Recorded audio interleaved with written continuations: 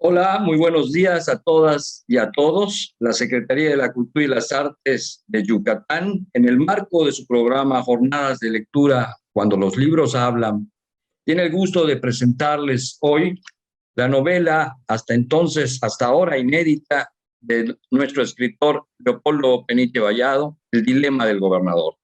Para esta sesión, para este conversatorio, nos acompaña esta mañana un querido amigo y un escritor también prolífico, maestro y hombre de cultura, una especie de renacentista en nuestra época, el maestro Ariel Avilés Marín. Muchas gracias, Ariel, maestro Ariel, y bienvenido a esta presentación, a esta charla sobre don Leopoldo y su obra. Buenos días. Buenos días, Joaquín. Muchas gracias por la invitación y me congratulo de esta invitación porque pues don Leopoldo es una figura muy querida, en especial hay mucho afecto por él en lo personal y además un reconocimiento de que es una de las figuras más importantes de la literatura yucateca del siglo XX.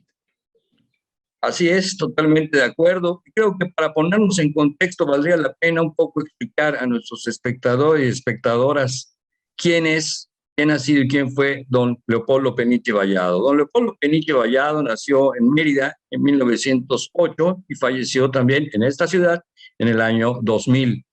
Fue periodista, fue escritor, esencialmente dramaturgo y ensayista. Hoy vamos a ver una rareza en su producción, que es esta novela, por decirlo así. Y también un hombre que se dedicó a la política. Tuvo diversos cargos en distintas administraciones estatales y fue uno de los fundadores del Diario del Sureste.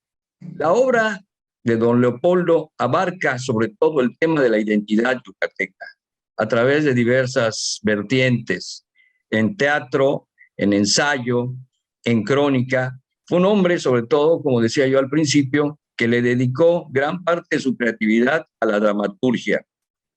Y creo que en ese sentido hay que también revalorar ese legado que nos dejó. Me voy a permitir leer algunas de estas obras, parte de su bibliografía. Para empezar, tenemos obras como La que salió al camino, de 1949, Enequén, de 1961, que además recibió el Premio Nacional del Instituto Nacional de Bellas Artes, La batalla perdida, Cecilia el Magno, así como volúmenes integrados por Memorias de uno de tantos, La alcaldesa y El doctor en consulta.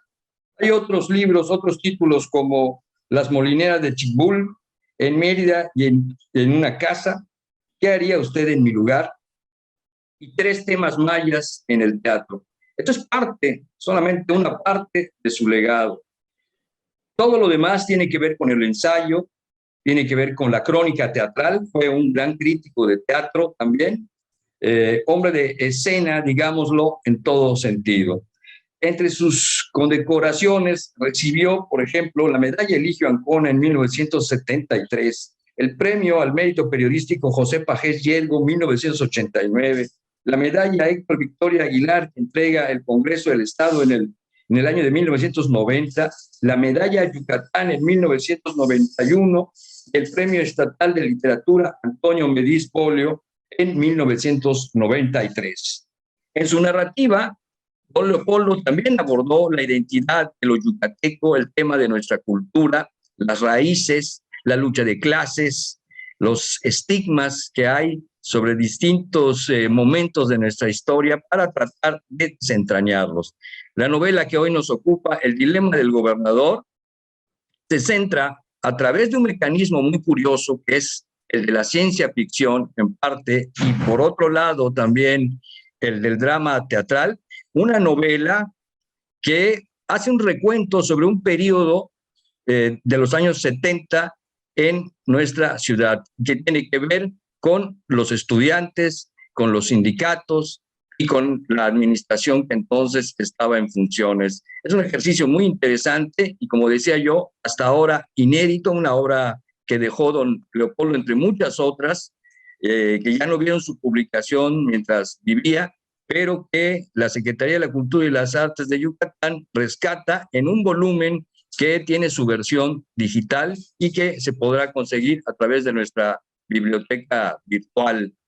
Bueno, para presentar, como he mencionado, a este autor y a su obra, nos acompaña hoy un hombre que es mucho más allá de su semblanza, de su currículum, y me honro en ser su amigo. Estoy hablando desde luego del maestro Ariel Avilés Marín, quien nació en Mérida en 1952 y ha sido más que nada, más que yucateco, creo yo, modelista. Esa es su lengua materna, su lengua natal.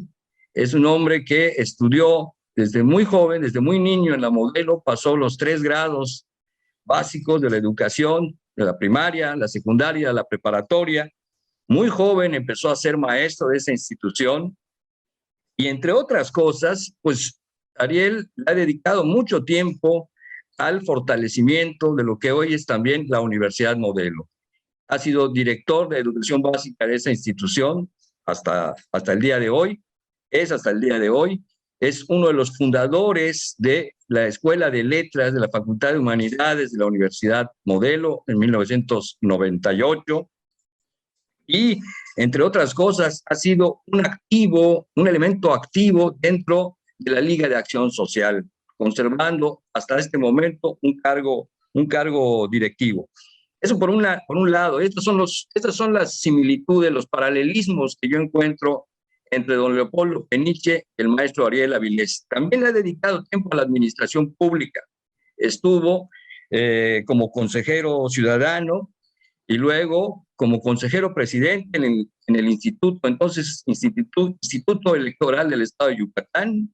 Estuvo también en el INAIP de 2006 a 2011. Creo que aparte de todo eso, Ariel ha tenido tiempo para dedicarse también a la promoción deportiva, por ejemplo, a través de la Liga Juan N. Cuevas, que es una de las, creo yo, señeras y más importantes dentro del deporte amateur de Yucatán. Sobre todo, pues, sintetiza el espíritu de la universidad y de la escuela Modelo. Al margen de esto, pues está su faceta como escritor. Yo diría que Ariel Avilés es un escritor con registro de historiador. La evocación es parte de su estilo y además acomete distintos fenómenos y momentos culturales. Hoy por hoy es pues, el cronista oficial de la Orquesta Sinfónica de Yucatán y colabora en distintos medios. En los últimos años colaboró en el periódico Por Esto, en la sección de paisaje crítico, con reseñas, crónicas y ensayos breves sobre diferentes artistas. Además, ha escrito ensayos, por ejemplo, acerca de Miguel Barnet, el escritor cubano célebre por sus novelas testimoniales. Entonces, yo creo que en ese sentido sí hay un parentesco, al menos intelectual y literario.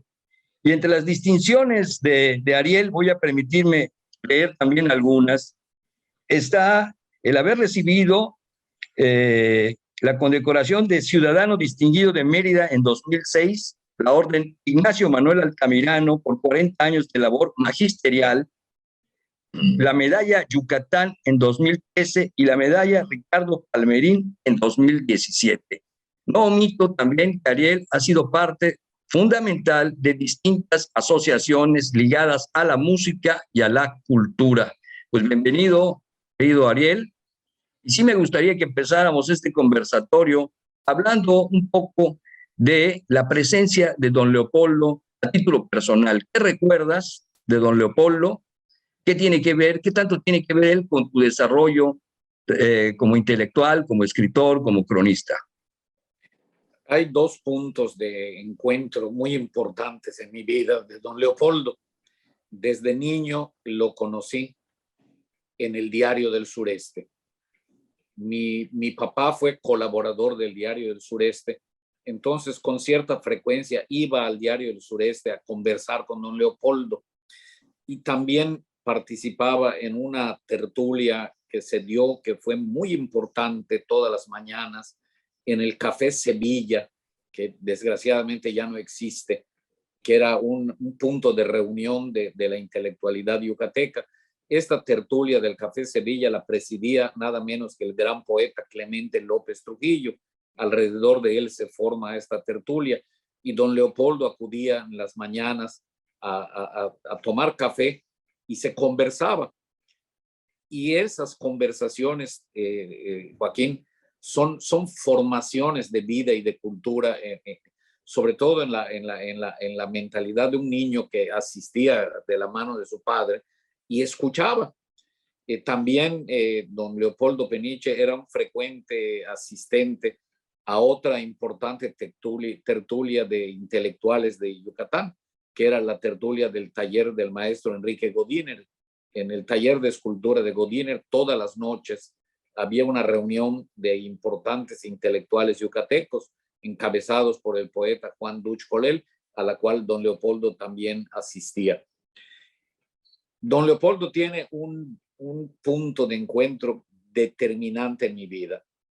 Mi primer artículo periodístico se publica teniendo yo 14 años y estaba yo en el tercer año de secundaria en la escuela modelo. En ese entonces hago una entrevista a Regina Torné, que era candidata a reina del cine nacional. Esta Regina, Fernando Muñoz y yo apoyamos a Regina Torné. A final de cuentas, la que ganó fue Blanca Sánchez. Y además muy merecido, porque Blanca Sánchez fue una figura en el cine nacional. Pero nosotros estábamos con la oposición, Fernando Muñoz y yo, que la oposición era Regina. Y Regina viene a Yucatán como parte de su campaña para Reina del Cine Nacional y le hago una entrevista. Y le enseño esta entrevista a Enrique Vidal, que fue mi maestro de vida. Y Enrique me dice, óyeme, está muy buena, dámela. Y Enrique no me dice nada y le enseña la entrevista a don Leopoldo. Don Leopoldo le dice, muy buena. Y le dice Enrique, publíquela, don Leopoldo. Y don Leopoldo publica mi entrevista a Regina Torné en el Diario del Sureste.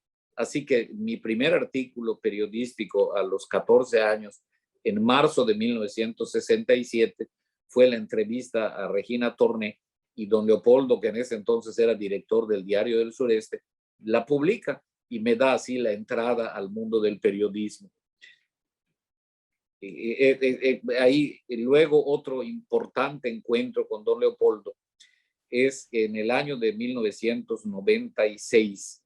Iniciamos Rubén Reyes y yo los trabajos para fundar la primera escuela de letras en el sureste de México, que creamos la licenciatura en letras hispánicas.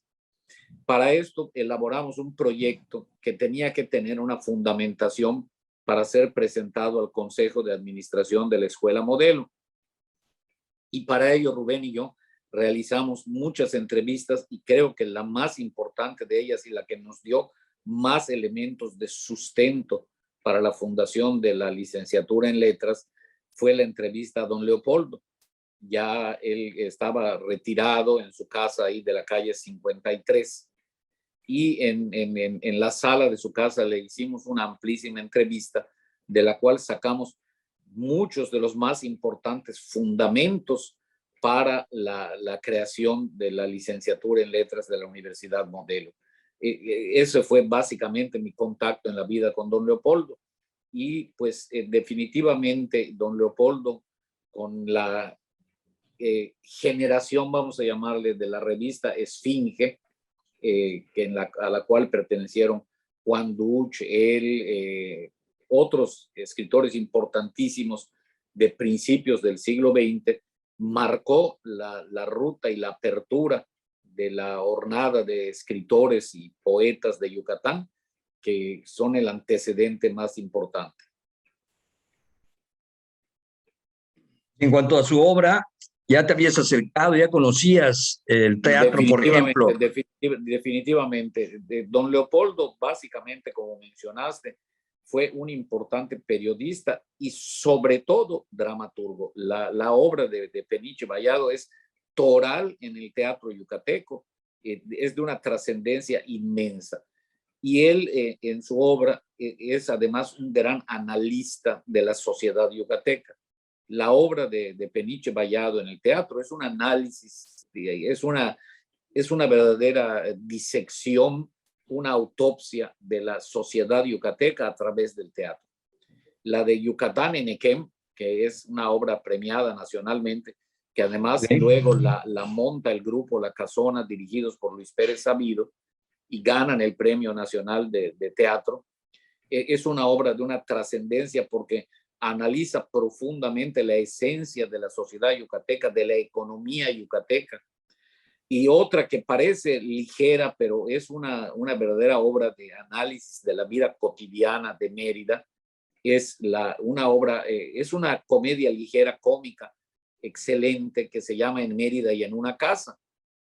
Esta obra la rescata y la repone el inolvidable grupo La Farándula, dirigida por las hermanas Roche, Nancy y Conchi Roche, y es una obra de trascendencia.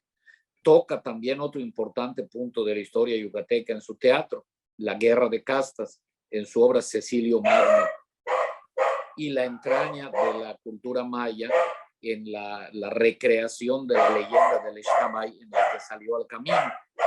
De manera que Leopoldo Peniche es lo que podemos llamar un autor esencial de las letras yucatecas.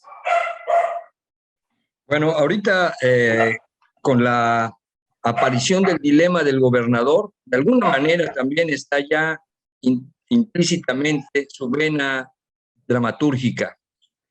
No sé qué impresión tengas de esta novela. Es una novela corta, es un texto breve, pero no por eso menos profundo, sobre todo en lo que tú dices, en el análisis de los fenómenos sociales y políticos de Yucatán.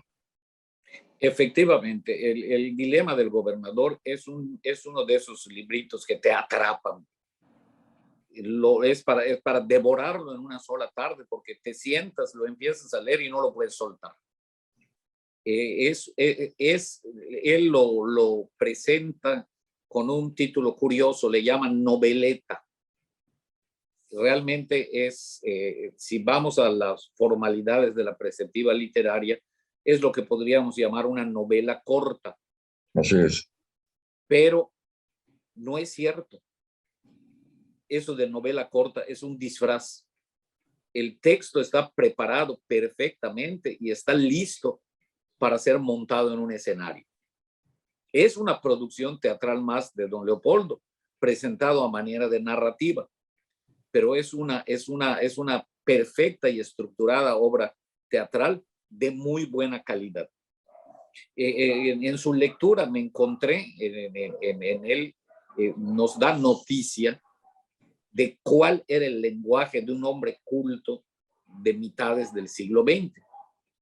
Don Leopoldo nos da en el desarrollo de su lenguaje en esta obra, perfectamente nos da todas las tonalidades, todos los tópicos y inclusive la manera de estructurar el lenguaje, la sintaxis, todo lo que es el lenguaje de un hombre muy culto de mediados del siglo XX.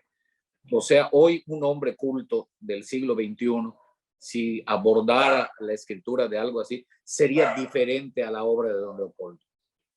Eso le da una característica porque nos da una presencia muy clara del panorama cultural de mediados del siglo XX. Y eso le da una dimensión diferente a la obra. El asunto que aborda don Leopoldo en esta noveleta es muy sabroso porque la sitúa en una época lejana del futuro, en la que hay una serie de adelantos y los personajes viven en un mundo que nos recuerda un tanto, fíjate de esto, está al futuro, pero al mismo tiempo está en un pasado no lejano. Mucho de lo que describe don Leopoldo lo tuvimos de la literatura que surge, por ejemplo, de la revolución bolchevique rusa. Algunas obras que se producen de la revolución bolchevique rusa tienen esa misma tonalidad en esa visión futurista que nos da don Leopoldo. Retoma cosas, por ejemplo, Gorky es un poco, tiene tiene esa visión futurista de don Leopoldo. Y esto lo comparte muy bien don Leopoldo en su obra. La temática central es un tema de mucha actualidad. Y digo de mucha actualidad por una razón muy importante. Toca un asunto que no ha sido resuelto y que hay que resolver. Es un gran pendiente de la justicia en Yucatán. El asesinato de Efraín Calderón Lara está vivo. Hay una cosa muy significativa. Estamos hablando de esta novela a unos días de que la Universidad Autónoma de Yucatán, por primera vez en 48 años que tiene de haber ocurrido este suceso lamentable, reconoce oficialmente la existencia y la actuación de Efraín Calderón Lara, el Charras. Hace unos días, la semana antepasada, en la UADY, como parte del centenario de su fundación, hubo una mesa panel de reflexión sobre la vida y obra de Efraín Calderón. En la Facultad de Derecho se develó una placa reconociendo a Efraín Calderón. Entonces, todo esto nos marca un hito histórico que coincide con el retomar y publicar la obra esta de don Leopoldo, que ya en su momento, y fíjate, es una obra de un valor civil muy importante, porque este hecho se le echó, la oficialidad fue muy represora y se le echó silencio al hecho histórico del asesinato de Calderón. Un asesinato que comparte tópicos como el de Carrillo Puerto, por una razón. El asesinato de Carrillo Puerto fue pagado por la oligarquía yucateca y el asesinato de Efraín también fue pagado por la oligarquía yucateca. Durante muchos años en el cementerio de Mérida, los días 3 de enero, en el homenaje a Carrillo Puerto, siempre se emitía un grito de denuncia. Se pasaba lista de los fusilados del 3 de enero y había un coro de voces que decían asesinado por la reacción, asesinado por la reacción. Y en el caso de Efraín Calderón hay que decir asesinado por la reacción también. Efraín Calderón fue un hombre que compartió ideales con Carrillo Puerto. Los dos hacen labores efectivas, eso es lo más importante, labores efectivas en pro del pueblo, de las más trascendentes en la historia de Yucatán. Paralelamente, Carrillo Puerto crea las ligas centrales de resistencia, donde organiza a los obreros y campesinos. Efraín Calderón Lara crea 9 sindicatos independientes, que eran sindicatos que estaban combatiendo el charrismo tan de boga en esa época. Todo esto desencadena el asesinato de Efraín en el movimiento social de inconformidad hacia el gobierno más trascendente que ha habido en la historia de Yucatán. La lucha estudiantil más justa que se ha llevado a cabo en la sociedad yucateca fue la lucha por el asesinato de Efraín Calderón Lara. Y terriblemente, penosamente, este movimiento estudiantil tan justo fue derrotado. Hay un pendiente muy grande.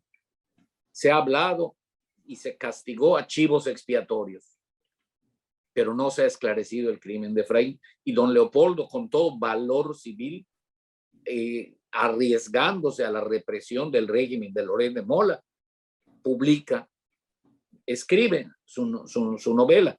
No la llega a publicar, pero tiene el valor de escribir una obra trascendente en la que aborda este tema toral de la sociedad yucateca. Entonces, esta obra nos debe dejar un legado importantísimo. Debe complementarse esta obra con el esclarecimiento total de los auténticos responsables del crimen de Efraín. Hay que revelar los nombres de quienes pagaron por ese crimen. Hay que determinar muy bien y muy claramente si el gobernador Loret de Mola fue engañado por sus subordinados o realmente él, en contubernio con la oligarquía, dio la orden de muerte contra Efraín.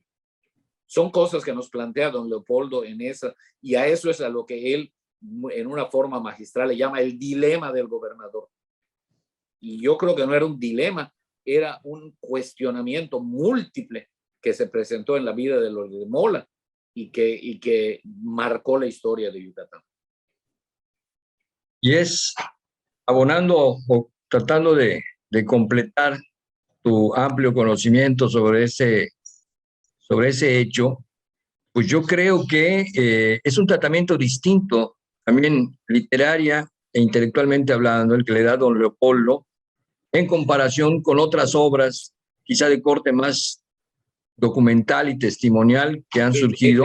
Efectivamente, iba yo a mencionar que don Leopoldo da una visión más profunda que la que da Hernán Lara Zavala en su novela Charras. Hernán Lara Zavala escribe una obra magistral muy importante, sí. Es trascendente la novela Charras. De la novela Charras se ha derivado un documental que se ha presentado la semana pasada en Mérida. Alfredo Barrera mantiene viva la memoria de Efraín, tiene un centro de estudios científicos y sociales que lleva el nombre de Efraín y presentaron un documental basado en el texto de Hernán Lara Zavala, la novela Charras.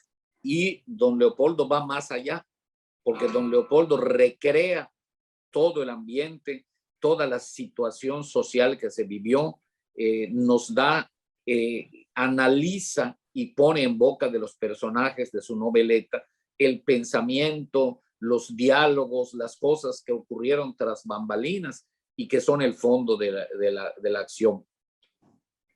La noveleta de don Leopoldo es totalmente trascendente, es una obra que hay que, ahora la van a editar ustedes en la Sedeculta en forma electrónica. Es muy importante que esta obra quede en letras impresas también. Es de una trascendencia grandísima que estas letras de don Leopoldo Peniche sobre un hecho tan trascendente en la historia de Yucatán queden letras impresas como un testimonio más acerca de este hecho no consumado. Sí, sí, en efecto, yo creo que es un tema coyuntural. Fíjate la visión de don Leopoldo, ¿no? Al escribir, como tú dices, a atreverse primero a encarar una realidad que a él le tocaba directamente, porque él incluso creo que estaba todavía como director del Diario del Sureste en ese momento, conoció los entresijos y desde luego es una asignatura pendiente, ya cuando haya un presupuesto más concreto para la impresión de este libro, que ya está circulando, como decía yo al principio, de manera virtual en nuestra colección, la Biblioteca Virtual de Yucatán. Entonces, sí es importante, desde luego, sobre todo creo yo que da una mirada distinta al tema del Charras y sobre todo representaría una reintroducción de este autor hacia las nuevas generaciones, que no creo que estén muy al tanto de todo esto, pero sí vale la pena como cronista, como dramaturgo, como ensayista e incluso como sociólogo, porque todos estos temas se abordan en la novela El dilema del gobernador. No sé si estás de acuerdo conmigo en esto. Definitivamente. Hay una cosa que es trascendente, esencial. Hay que difundir esta obra entre los jóvenes. Los jóvenes universitarios de hoy desconocen la labor del Charras, que era un universitario. Efraín no se había titulado aún, era pasante de leyes y estaba ya ejerciendo la profesión. Eso es una cosa muy importante, ese compromiso de asumir la profesión en favor de la sociedad. Ese espíritu debe llegar a los jóvenes universitarios de hoy.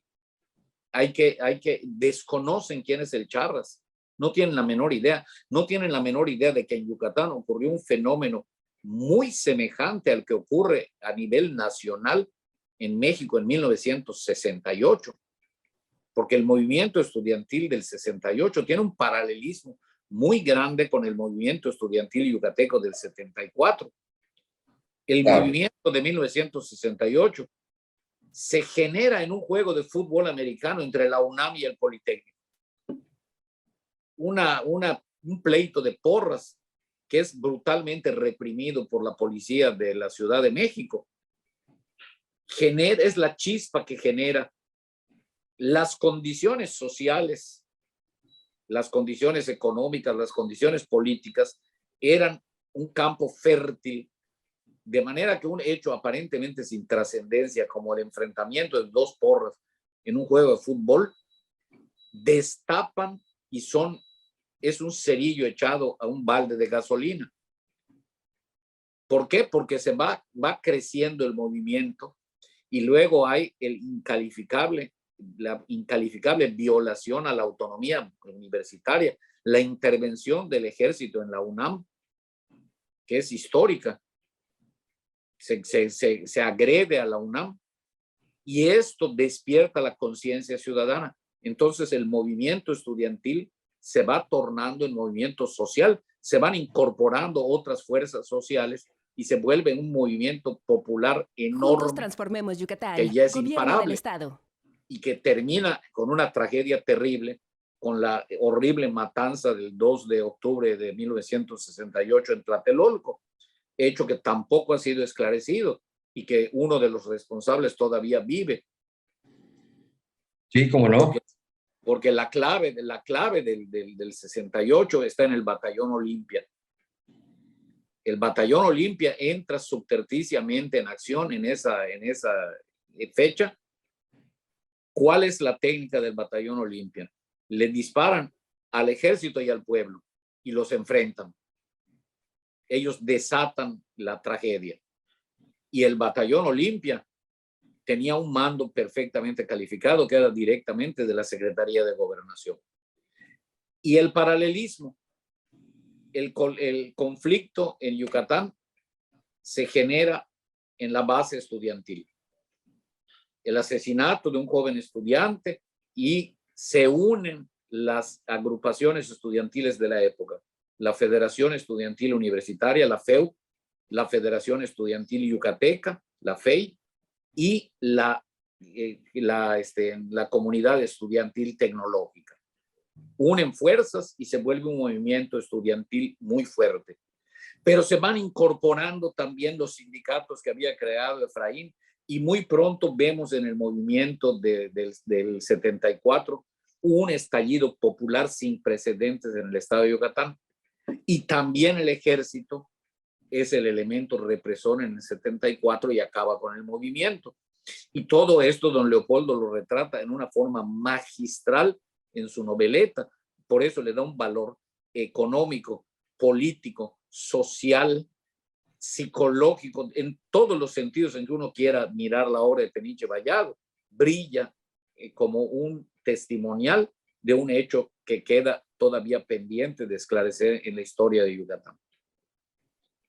Me gustó mucho lo que dijiste hace un momento, hace 2 preguntas atrás, cuando decías, no es una novela corta, es finalmente una obra dramatúrgica, totalmente teatralizable. Tú como lector, para ti como lector, mejor dicho, ¿qué tan fácil es leer este tipo de estructuras narrativas que están planteadas definitivamente a modo de diálogo? Yo creo que lo hace muy atractivo, ¿no? Pero no sé cuál sea tu opinión. Te repito que es una obra que atrapa. La forma de don Leopoldo es la amenidad. Y la amenidad te va llevando de la mano paso a paso. Entonces, de un diálogo pasas a otro, y no la quieres soltar. Y no la sueltas hasta terminar, porque es de esas obras que te agarran, que te atrapan. Lo de menos, y fíjate, el pretexto de don Leopoldo son los jóvenes científicos del futuro que están estudiando el fenómeno. Ellos solo son un marco que ornamenta, como si tuviéramos un importante cuadro en un museo con un hermoso marco dorado. Esa visión del futuro es el marco dorado, pero la estampa central del cuadro es el hecho trascendente de la historia de Yucatán, que magistralmente don Leopoldo lo presenta, pero además lo presenta, si nosotros analizamos desde el punto de vista de análisis literario, Los géneros literarios los define la postura del autor. Cuando el autor vuelca la mirada en sí mismo y nos la externa en su obra, estamos ante el género lírico. Cuando el autor tiende la mirada al muro que lo rodea y nos describe el entorno, estamos ante el género narrativo o género épico. Y cuando el autor retira las manos de la obra y deja a sus personajes hablar, estamos ante el género dramático. Y entonces, si nosotros aplicamos esta óptica a la noveleta de don Leopoldo, además de ser una obra narrativa, don Leopoldo saca las manos de ella y deja libremente a los personajes expresarse, dialogar, y nos van llevando de la mano con sus diálogos al conocimiento profundo del hecho que nos quiere presentar don Leopoldo. Y entonces la obra tiene esa dualidad, es narrativa y es dramática. Que es una singularidad en nuestra literatura, al menos en la literatura de aquí de Yucatán o del sureste, digamos. Digo, hay otros autores en otras latitudes que han incursionado con bastante éxito a través de estos esquemas de la transgresión de géneros, ¿no? De uno a otro. Y yo creo que además de la amenidad, en la obra El dilema del gobernador destaca el suspenso. Sí, ¿No? sí, Que sí, sí, definitivamente. Esencial. Mira, esto del suspenso está llevado a un punto verdaderamente desgarrador en la historia. Yo era muy amigo de la familia Calderón Lara. Cuando llega la noticia y que está secuestrado, etcétera, yo me voy a la casa de la familia de Efraín, porque Rosaura, la hermanita de Efraín, era íntima amiga mía del mismo grupo de jóvenes que nos reuníamos. Llego a la casa y me encuentro ahí con un excondiscípulo mío de la modelo, Fidel Rodríguez, que fue un actor importantísimo en estos hechos, era el presidente de la FEU. Y estábamos reunidos en la casa y doña Ada, la madre, estaba viniendo de México porque se había ido a entrevistar con Carlos Sansores Pérez para ver que Sansores, como eran de origen campechano ambos, sí, buscaba que la intervención de Sansores lograra la libertad de su hijo. Y todos estábamos en la casa esperando la llegada de doña Ada, cuando en vez de la llegada de doña Ada nos llega la terrible noticia de que ha sido encontrado el cadáver de Efraín en un paraje del territorio de Quintana Roo. Entonces aquello se vuelve una tragedia terrible, porque doña Ada viene con una luz de esperanza, la promesa de Carlos Sansores, de que va a intervenir con Carlos Lorel para que liberen a su hijo. Y doña Ada viene llena de esperanza. Y todos los que estábamos en la casa estábamos en el dilema de cómo se le va a decir a doña Ada que Efraín está muerto. Y esta terrible encomienda le toca a otro gran poeta y autor de esa época, que era tío de doña Ada, don Humberto Lara y Lara. Se acuerda, todos los que estábamos ahí reunidos, y es a don Humberto que le toca la terrible misión de revelarle a la madre la muerte de su hijo. Ese es un pasaje dramático que hay que recrear literariamente en algún momento. Eso no está en ninguna obra ni testimonial ni de carácter. No, esto lo viví yo. ¿Tú conociste personalmente entonces a Efraín Calderón Lara? Sí, porque yo iba los sábados en la tarde a conversar con Rosaura. De acuerdo con la costumbre de la época, nos sentábamos en los sillones de la sala y doña Ada, discretamente, como se acostumbraba en la época, arrimaba su sillón junto a nosotros mientras estábamos conversando. Y Efraín tenía un problema en la columna. Entonces usaba un chaleco ortopédico. Y ya era una costumbre que los sábados, cuando iba a salir, Efraín salía a la sala con una llavecita de tuercas en la mano y me decía: Arielito, ayúdame. Para que yo se colocaba el chaleco y yo con la llavecita de tuercas apretaba las tuercas del chaleco para que Efraín pudiera ponerse luego la camisa y salir. Así que muchas veces apreté el chaleco de Efraín. Tuve ese trato cercano con él conocí sus ideas que eran muy semejantes a Carrillo Puerto. Carrillo Puerto para Efraín era un camino a seguir, y lo siguió materialmente, y lo siguió hasta en la muerte. Yo conocí mucho las ideas de Efraín y me sentí muy halagado porque él estudió Derecho y había sido alumno de mi papá en la facultad en ese entonces Facultad de Jurisprudencia. Sí. Y él me habló con mucha admiración de mi papá como maestro de la facultad. Hubo mucha empatía entre Efraín y yo. ¿Qué sensación en lo personal, como lector, también acucioso y avesado que eres, qué sensación personal te dejó el dilema del gobernador? Ya no hablemos de la técnica ni del contexto político, sino a título personal, ¿qué te deja? Que es una obra que debe leer todo el mundo. Después de leerla, te convences de que lo que don Leopoldo plasma en la obra, El dilema del gobernador, hay que difundirlo. Y estoy seguro de que si se logra la impresión de la obra, hay que distribuirla, porque es una obra que va a atrapar al público lector yucateco. Es una obra además polémica, porque habrá quienes estén a favor y en contra de la tesis que don Leopoldo sustenta en la obra. Todavía, fíjate, Joaquín, todavía hay muchos defensores y hay que hacer un análisis muy profundo del periodo de gobierno de Carlos Loret de Mola. Loret de Mola era un hombre culto. Sí. Pero Loret de Mola era un lobo con piel de oveja. Para empezar, la perversidad de haber sido gobernador por el Partido Revolucionario Institucional cuando él había sido uno de los fundadores del PAN en Yucatán. Entonces, cómo se transforma, se cambia de color para acceder al poder. Eso es un acto perverso. Entonces, hay una falta de congruencia en las acciones, porque fundas un partido con una ideología, pero te transformas para acceder al poder a través de otro que tiene una ideología diferente a la tuya. Sí, definitivamente es para seguir reflexionando, para analizar. Y sí. don Leopoldo, pues era un hombre del sistema de esa época.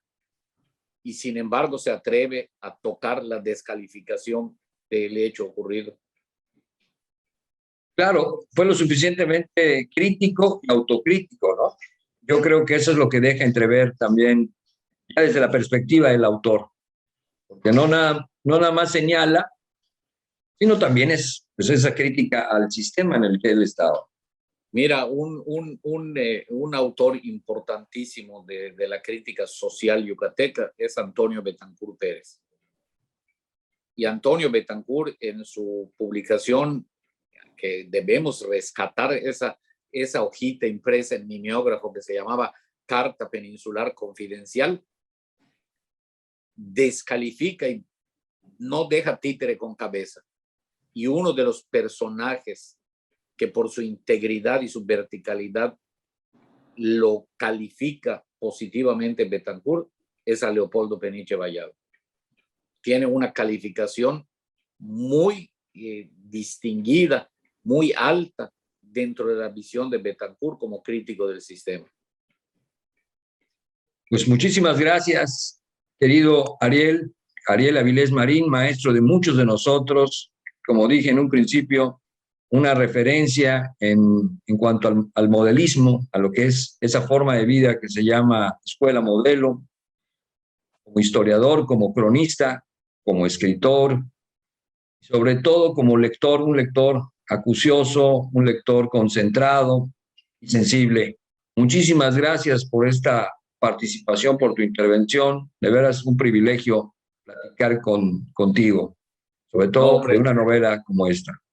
Al contrario, ha sido un gusto muy grande haber podido participar en esta forma y ojalá que tengamos otros agradables encuentros. Seguro que sí. Pues muy buenos días. Y con esto concluimos la presentación con el maestro Ariel Avilés de El dilema del gobernador, una novela teatralizable de don Leopoldo Peniche Vallado. Muchas gracias. Una obra que hay que leer, es una obligación leerlo. Perfecto, ya está dicho. Gracias, Ariel. Gobierno del Estado de Yucatán. Gobierno del Estado de Yucatán.